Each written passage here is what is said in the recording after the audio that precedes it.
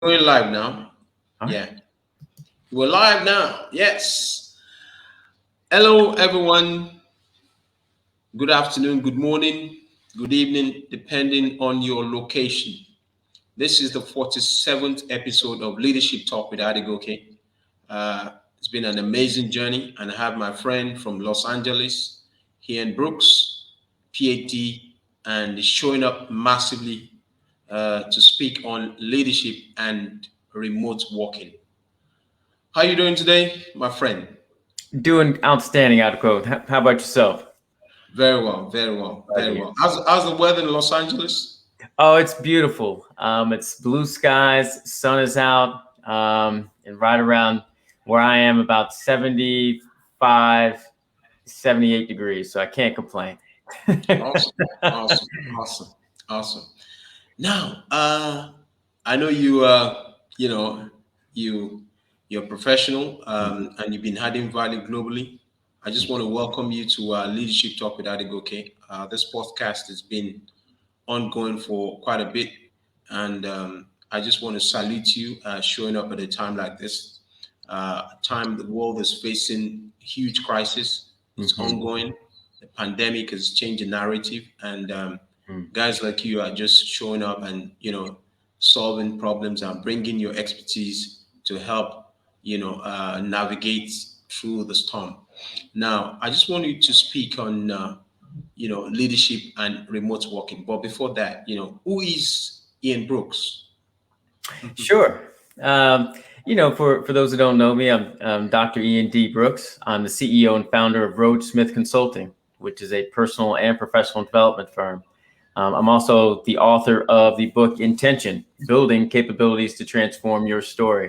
Um, Awesome. yeah, I've been working with organizations and people for over 24 years. We're Wow. helping them achieve their better. From my career starting off as a clinical psychologist in the clinical psychology field, and then transitioning then to working with individuals in organizations and even outside of organizations, all striving Amazing. to be better. So my passion is really to help people move forward and build capabilities as they're looking to transition to doing something else. Amazing. You're welcome to Leadership Talk with Adegoke. Now, can you tell us what is your view about leadership? What is leadership? Yeah, for me, it's leadership is a loaded word because it comes with a lot of accountability and a lot of responsibility. In Yeah. my mind, leadership is something that are behaviors of which are embarked upon that are demonstrated where people can put trust and value into what you say and what you do. Hmm. Leadership isn't necessarily always from a position of title or Hmm. power, as so much one of respect, clarity, and true empathy for the individuals of whom we're working with. Awesome. Um, in my mind, leadership is exemplified when people will support you because they trust you, and quite frankly, they realize and recognize that they may not necessarily agree with everything that you say, but they put the All right. respect with you in order to make sound decisions to actually move forward and not necessarily putting them at risk. Awesome. Awesome. Now, we're speaking to leadership and remote working. Yes. If you just joined us, I have on the platform the podcast. I have Ian Brooks from Los Angeles, California, and he's speaking on leadership and remote working. Now, what's the relationship between leadership and remote working? How do you situate that? I definitely see them separate, yet they do come together in certain ways. Okay. Leadership from an organizational standpoint, as we think about it from a role and job perspective, is what is bestowed upon us from our job, regardless of the modality or of whom we're working with in our proximity, Yeah. of which remote work stands to be defined by. Remote Okay. work in that context is just our modality, right? At plain and simple of how we work, meaning that I don't necessarily see someone in an office or in a proximity where I see them face to face. Now, in that context, leadership is from a behavior standpoint is extremely powerful, and it impacts and influences one's experience through that modality of remote work. So as an Okay. example, from a behavior standpoint, how well does a leader communicate? Well, that behavior is the same from a capability standpoint, in person or remote, over the phone or over Zoom or StreamYard. Okay. But how it's coming out and how it's experienced by the other person on the other end through that proximity, through that dialogue is a lot different. And it's extremely important, again, from a capability standpoint, leaders demonstrating refinement of communication.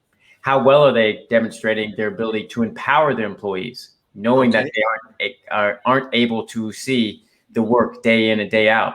It's a lot more based on an output versus something that might be emotional or something Okay. that might be building up in the back curtains, if you will. Okay. A behavior such as decision making, again, consistent for any leadership, regardless of modality, but how decisions are made and the visibility that of which those decisions are coming to fruition is All right. extremely important. And then Mm-hmm. finally, something like empathy, that emotional tie. How well do we feel connected? Again, is a lot different from remote versus in person, but a leader's ability to demonstrate that both verbally and by their body language and even their frequency in which we connect with someone, even over the phone or via a StreamYard or Zoom, is extremely important in connecting with our employees. So in summation, I'd say that leadership in and of itself is separate than the modality in which we actually work and interact with our employees from a remote standpoint. But let's be clear, our behaviors are still the same. It's just now Okay. reinforced or developed even further, given the modality based on the proximity, and in this case, remote work. Ah, super, super.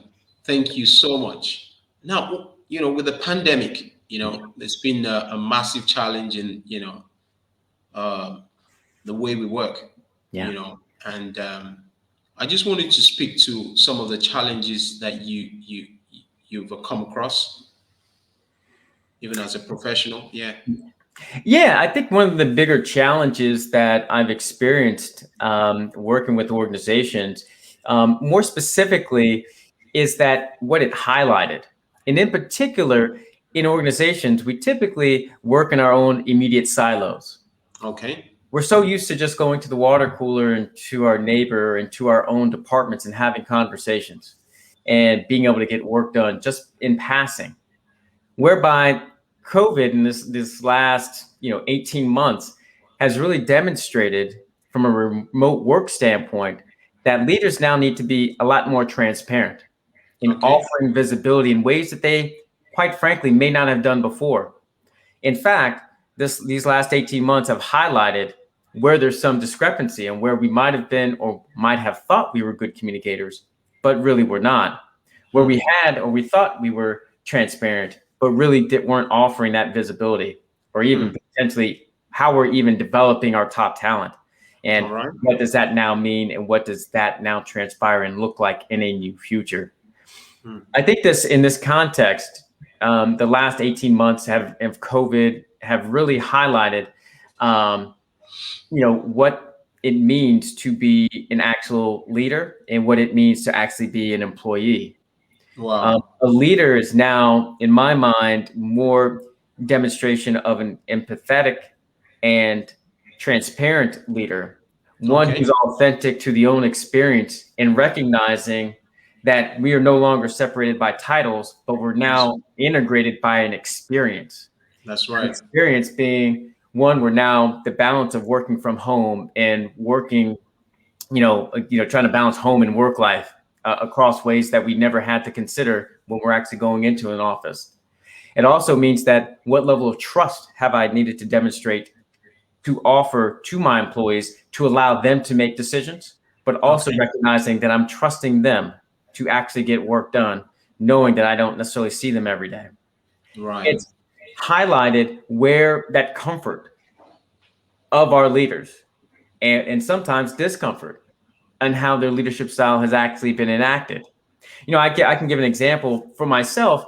I used to prior to the pandemic, I was a leader for a team remotely for 5 years.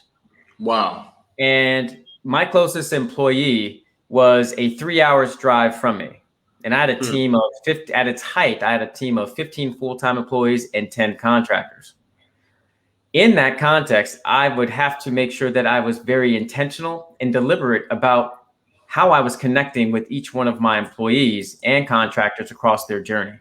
Okay. Number one, what was I looking at from a measured standpoint of the job that they were doing? What was that output? While also acknowledging what was the process they were taking and where were they putting their energy. The second piece I had to be very clear about was how are we connecting as well? Making sure that it wasn't always about work, but also make sure I was connecting with them and who they are. Because again, as I mentioned earlier, we are now integrated by an experience, a world experience, not segregated by a job title or an office or where we sit. And so in that, I knew I had to make sure that with my team, building that connection was extremely important and being empathetic to what their experience was and is that may have been 3 hours away or 3 time zones away in certain instances to make sure that I was connected. Yeah. Awesome. That's well done. 5 years. 5 years. So you did that from what year to what year? I did that from 2010 to 2015.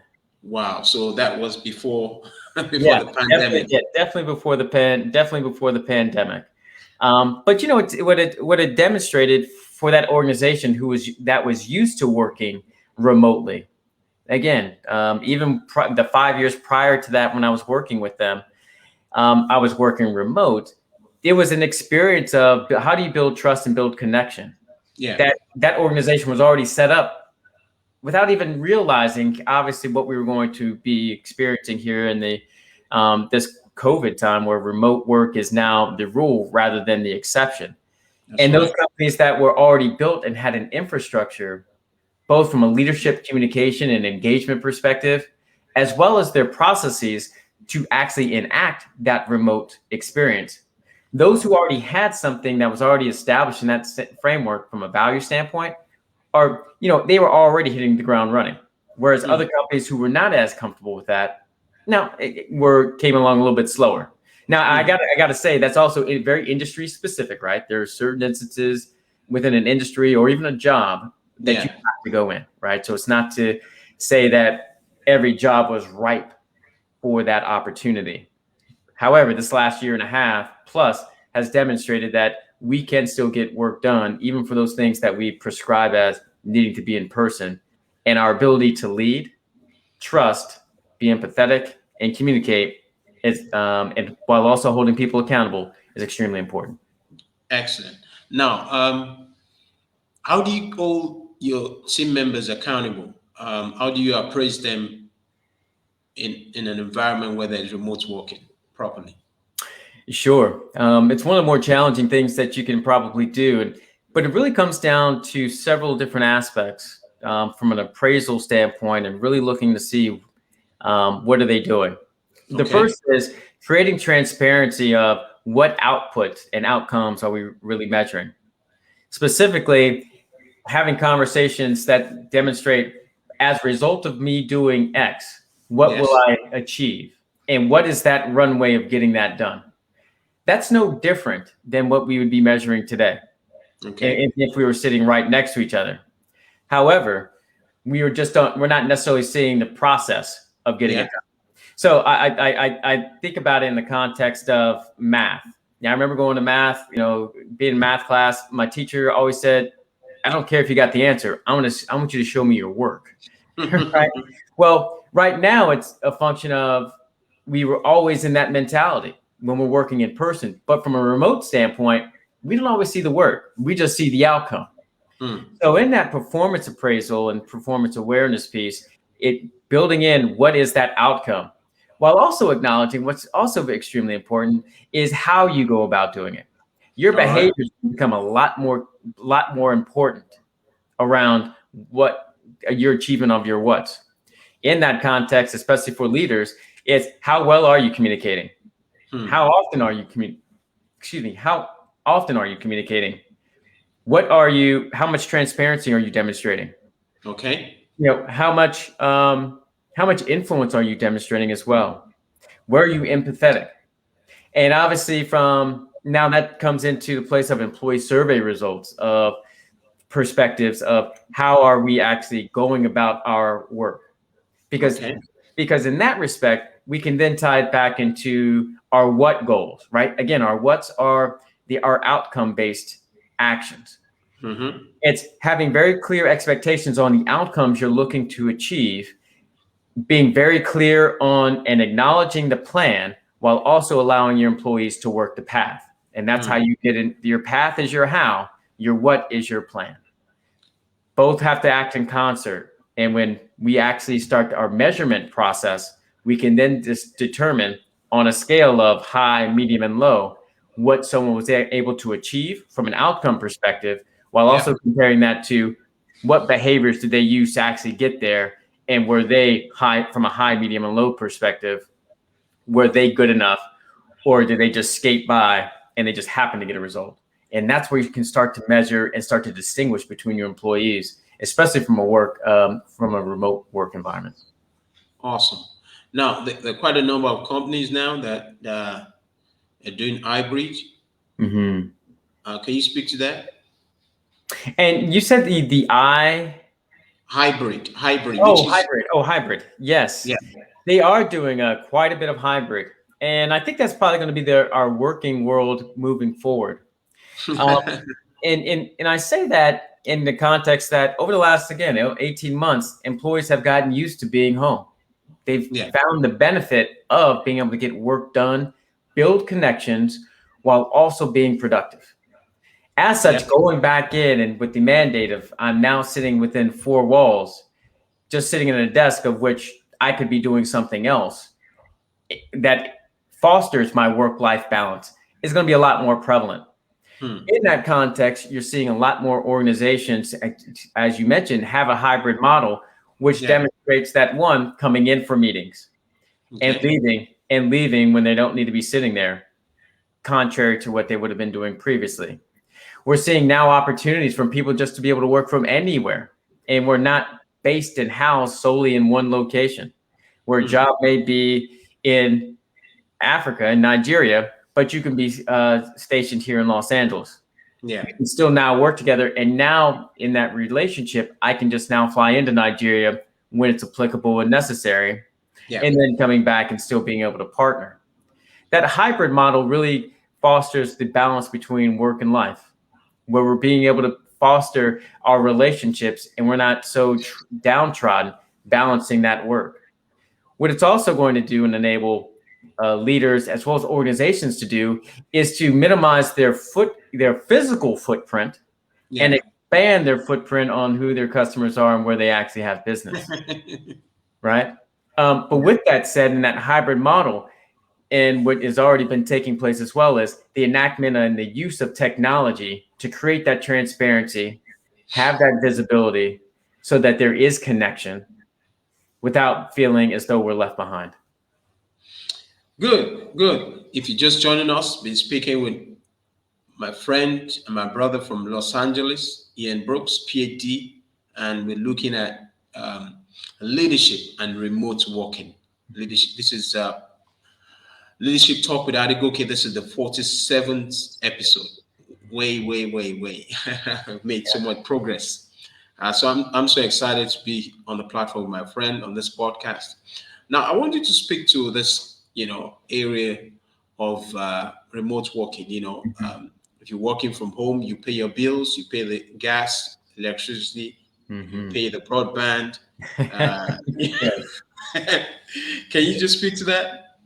Yeah, it's funny. It's there's so much complexity and so much ease that comes from working from home.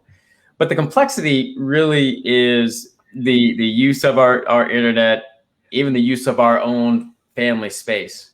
Yeah. And in that, working remotely, I'm sure for a lot of individuals who started this journey early on, had to figure out ways to best navigate their home. because our homes weren't set up to work and to deal with kids, significant others, noise that you just can't control. Whereas the work environment, you know that there is a dedicated time and space of which you can actually work. So in that, there's been an adjustment period of individuals having and learning how to work remotely, in navigating their four walls, creating new spaces, and both in physical nature, but also what that space means to you when you go there, so that you're actually sitting down and doing work and staying focused. It's also allowing us to go outside and know when to take those breaks and have that balance. Yeah. Hey, I'm just on a productive mode. Your mental health. Your mental health is extremely important in that respect, because now we're just waking up and just going into our office areas and just getting into work. And now just going, and so we sometimes tend to work longer days. And so one of the things that has been a fine balance between that mental health side and also getting work done is understanding when to take breaks, because now we're creating a new meaning for our spaces in which we live. Even our broadband, right? As you mentioned, even the internet. Sometimes if you have kids and significant others, well, guess what? They have work and school to do as well, or they're learning something. So guess what? Those speeds aren't as fast, right? We can pay for that. Our use of the telephone. What is that? Or heck, even using, StreamYard or Zoom specifically for meetings. Well, now you have to make sure you have a quiet area around you. So what are they doing? So you're not distracting them and they're not distracting you. It affords us an opportunity to really reassess what's really important in our lives and strip down the things that truly do create noise. And remote work has afforded us a chance to now step into our authentic selves and truly what we really find important, to be able to get work done at a pace and time of which fits us, as well as balancing our needs with our family and friends in a very safe way, so that we do have and balance our mental health, but also are creating new spaces for ourselves that have new meaning, be it inside our four walls, but even sometimes when we're walking out of them. Okay, awesome. Yeah. Now, in terms of remuneration, would you like to speak to that when it comes to remote working? Because it's expected that if you're working from home, you don't pay for gas, you don't pay for transport, you don't pay for it saves you cost on clothing and all that. Can you speak to that? There's a huge cost savings associated from not having to go into an office or to be able to work remotely. It's in fact, from a personal experience standpoint, I gave up my car at the beginning of COVID, now that I didn't need to traveling to an office. So obviously that saved on a car note, gas, insurance, and heck, even parking.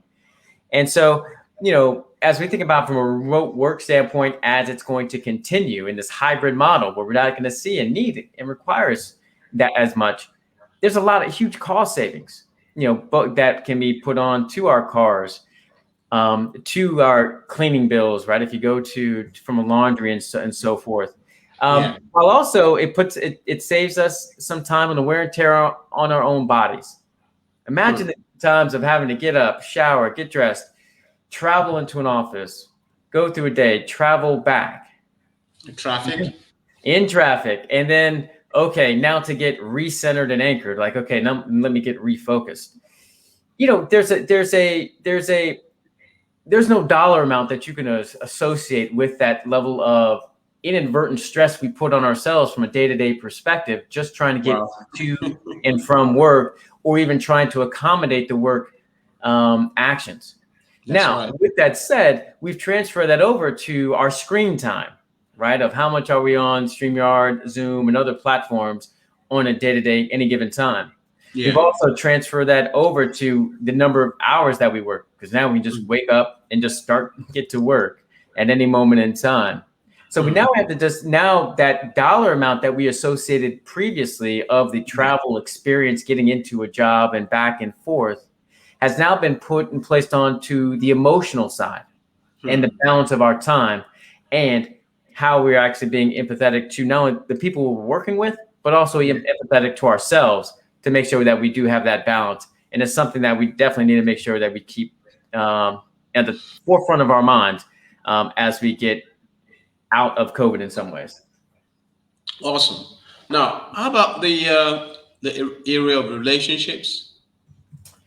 Yes, building relationships is extremely key within a remote environment, and it takes being extremely intentional, especially for leaders who are embarking on their teams and making sure that there's strong connections.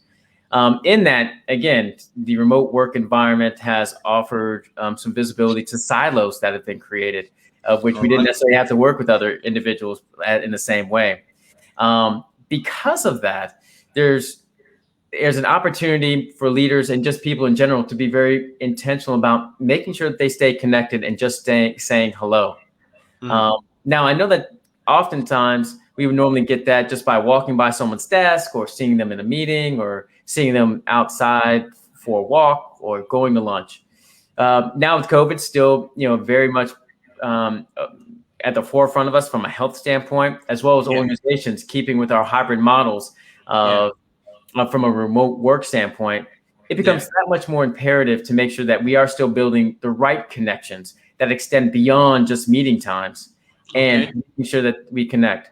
So as an example, just reaching out to someone, saying, hey, just wanted to reach out through Teams or some other platform where you potentially could see them, and just having a conversation, not in a context of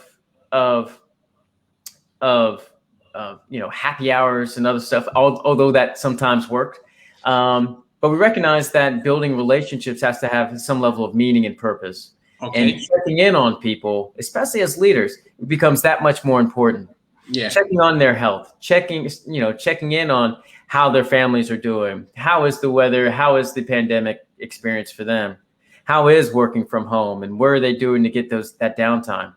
Having just those level of humanistic conversations with people will take them that much further.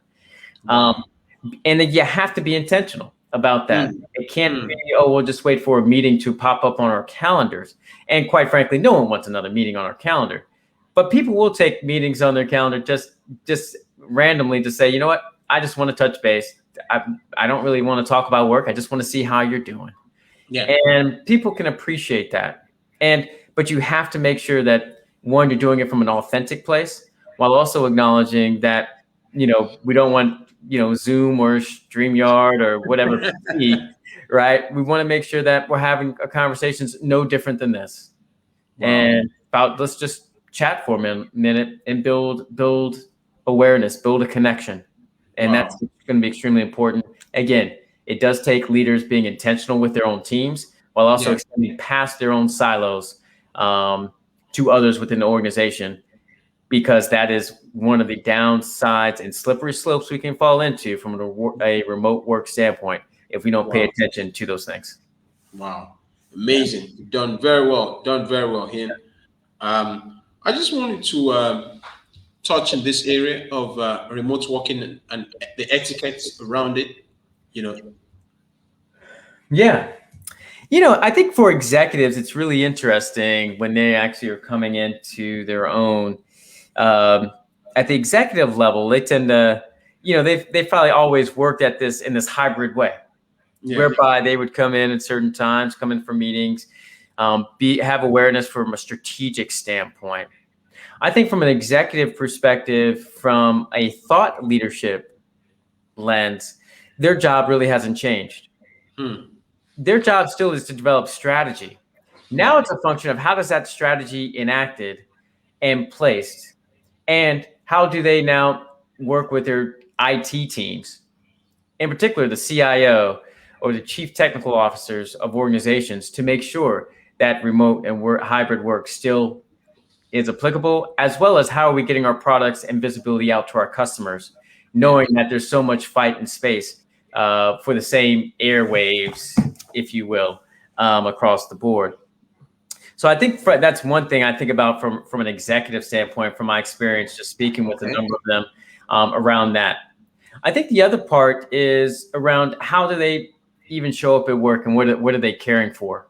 In that respect, again, I'm going to go back to our transparency of what people are thinking and how decisions are made, as well as the empathetic side of but how are we bringing people back into the office in a safe manner? How All are we right. making sure that we're caring for not just return on investment from a dollars and cents perspective, it's return on heartbeats. It's Hmm. about how are we demonstrating value to our employees to make sure that Okay. they feel cared for. From that executive standpoint, that's a lot different dialogue, where Hmm. historically they're just being, obviously it's about shareholder and stakeholder value, customer Yeah. value. Now the conversation is, what's the value you are truly demonstrating to your employees? Yeah. That will have a lot more further runway and value and more visibility, more so than we've seen in the past, given our last 18 months as we move forward. Wow. Wow. Yeah. Yeah. It's really been deep stuff. Thank you Yeah. so much, Ian. You've You're just welcome. joined us, watching the replay as well. We're talking uh, to that topic: Yeah. leadership and remote networking. Leadership and remote networking. And this leadership talk with Adegoke, 47th episode. I just have two more questions so Sure. that we'll wrap up. Sure. Now, hybrid, which Yeah. is in person and Hmm. also virtual. Yeah. Um, some organizations are forcing the staff to come back to work. Would you Hmm. like to speak to that? Do they need to force them to come back? Yeah, it's definitely a slippery slope. And I know a number of organizations I've been working with and have worked with are now asking their employees to come back into the office. They're asking them to come back, one, with vaccination or proof of which they've actually been, have negative tests for COVID-19 or one of the Yeah. Delta variants. Yeah. In that respect, that those are tough business decisions, right? Because in certain instances, employees do need to come back into the office. On another side of that, there's a humanistic side. And I talk about this again with talking about where leaders and executives in particular need to be showing up from that human side on that return on heartbeats. Because employees have been so used to working remotely, I Yeah. don't think many have an issue with coming in sometimes, but in a safe way. Yeah. I don't necessarily believe or know that we're in a safe place all across the board. And in particular, managing individual feelings around their own perspectives, Hmm. around what they determine as safe versus the organization determining it for them. Yeah. So in that respect, it's a dialogue of transparency, Hmm. acknowledgement of the frailty of which we're operating, the vulnerability that we're actually putting employees in by asking them to come back in or mandating that they do come back in. Okay. And so in that respect, HR plays a huge role in that Space. discussion. Yeah. Working with leaders, working in communicating right messages around what it means to come back into the office, what it Okay. means um, to have a safe environment, while also what it means if an employee says, no, I don't Hmm. feel safe coming in. What does it mean if you mandate that an employee come into the office, but they do not want to? Hmm. What are the repercussions, or what are the repercussions, and what is the conversation that needs to be had? Hmm. And I think that's really where we're starting to see that really on that cusp of dialogue of now making it a mandate that you come into the office, Yeah. really is now putting the organization in a position of, I'm going to dictate what you do. I'm going to dictate what you experience. Now that flies in the face of the safety and the Hmm. humanistic side of which employees have felt and needed to experience over the last 18 months. Now Hmm. that is all going away. Before they had a voice. Hmm. During these last 18 months, that voice has only grown. Wow. To now mandate that coming in, we have to acknowledge the voice that's still there, Hmm. not the one that was previously there in trying to operate in old models. So in that, organizations and HR teams in particular with their executive leadership teams need Yeah. to acknowledge and be aware that we may lose talent as a result of this. Hmm. And are we prepared for that just off of a policy of which may or may not be applicable today as it was yesterday? Wow. Wow. Wow. This has been an amazing session with Ian Brooks. It's taking a deep dive. That's it's been wonderful. I just want to ask one more question, and Sure. you know, so who are your mentors? You speak so well and with a lot of depth and authority, expertise. Who are your mentors? Sure. I've taken different mentorship across my entire journey Yeah, of life. The first being my parents and how they showed up and how they've demonstrated themselves, both at work and at home. Learning the right, wrongs, or indifferent that come okay. along with that balance. As I progressed in my scholastic career, Yeah, if you will, I took on different mentorship from different professors and acknowledging their influence around what it meant to be a psychologist, mm, offering care to adolescents and adults who are going through trauma, who are looking to seek and find their way. I've also now moved into organizational side, sought yeah, mentorship in a number of different ways as well, through those who've had their own businesses, yeah. um, those who are actual leaders, and Wow. of whom have really demonstrated an ability to actually enact who they are in an authentic way while Yeah, also leading from a place of being on the forefront. There's a woman that I used to support, and while she wasn't a mentor, she was very inspiring. Her name was Theodora Nickel, and she went by okay. Teddy. And she was a woman who only had a high school degree, but was an executive running, the Western region of all of our, the bank's day two processing. So Yeah. imagine that a woman, she was also a minority and only had nothing more than a high school diploma. Wow. It showed perseverance. It showed possibility. It showed sometimes a little luck, but Mm, also demonstrated hard work. wow. That influences, while I was supporting her in an executive leadership role and helping her with mentorship in other ways, it demonstrated to me that while she was not a mentor, it's someone that of whom I learned from and appreciated, and I'm always reminded of from a development standpoint. That also extends to others who have held their own businesses and what Wow. they've been able to do with their businesses and being able to forge new identities and see them transpire and to really see them grow. It's Hmm. extremely important to actually look at individuals and see what they do well and what that they don't in the background.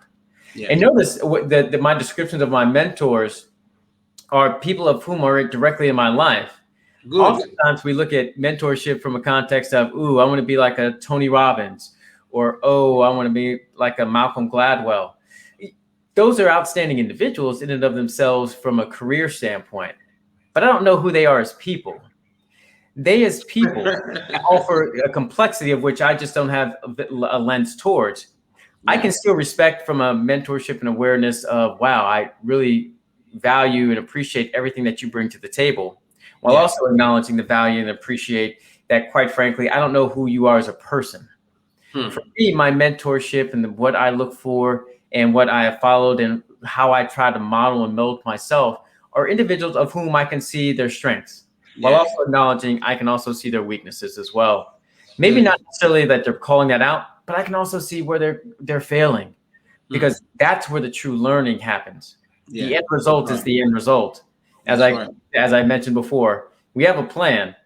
The plan and its milestones and getting to that end point are what they are. But the path is the path. The path Wow. is how you go about this. The path is Hmm. the failures and the zigzag, the backwards That's and right. forward. That's That's where the work is. Yeah, that's where the work is. That's where the learning comes in. Hmm. That's what I want to know, and that's what I want to try to minimize or, by the way, experience myself, because maybe I need to learn it for myself, that zigzag, because again, my path is my path. Wow. Wow. On a final note, you've heard it from the man himself. Ian, you've shown up massively tonight. We're just so proud of what you've done on Leadership Talk with Adegoke. This is the 47th episode, and it's been a deep journey on this session, leadership and remote working. Um, So now, for our fans all over the world, listeners, how can they get in touch with you? Sure. No, Adegoke, this has been a wonderful conversation, and look forward to staying in contact. Yeah, For those who are listening, I can be reached at my website, which is rhodessmith.com. That's RHODESSMITH.com. yeah. There they can see a little bit more about me. They'll see this podcast as well and others that I've been on. They'll also see an opportunity to see reviews on my book, Intention, Building Wow, Capabilities to Transform Your Story, wow, as well as reach out to me as well. wow, I can also be reached on Twitter and Instagram under the handles Dr. B _intention. wow, wow. This is my own book, Customer Okay. Retention, as the third edition. It's a best-selling book. Amazing, amazing. It's on Amazon, and it's getting massive reviews all over the world. And I also have courses on Udemy, world-class customer Okay. service, uh, fundamentals of business etiquette, and also have professional selling skills and crisis on Udemy. So we're showing up. The podcast is, adding value to a lot of folks all over the world. So we Right. just want to appreciate you for taking your time out and adding so much content and so much value. We celebrate you, sir. No, So thank you, Adegoke. Definitely appreciate the invitation and chatting with you today, and look forward to more conversations with you here in the future. thank you so much. Thank you. Thank you. Thank you, everyone.